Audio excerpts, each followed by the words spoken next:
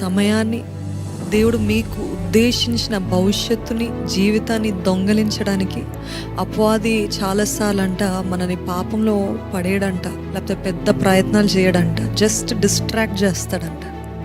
Distraction robs us of the life that God has planned for us. ఈరోజు distract అవుతున్నారా?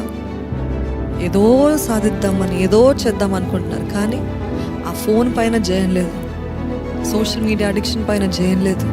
ఎన్నో గంటలు, ఎన్నో రోజులు అలాగ వృధా పరుస్తూ దేవుడు ఉద్దేశించిన తలంపులు నెరవేర్చకుండా ఎంతకాలము దేవుడు ఈరోజు మీ గూర్చి లెక్క అడిగితే చెప్పగలుగుతారు, నేను పొద్దునుండి ఫోన్ పైన ఉన్నాను, ఏం చేస్తావు? ఏం చేయలేదు, అట్లే పడక పైన పడుకున్నాను, అట్లే చేతిలో ఫోన్లోనే టైం అంతా వేస్ట్ చేస్తాను.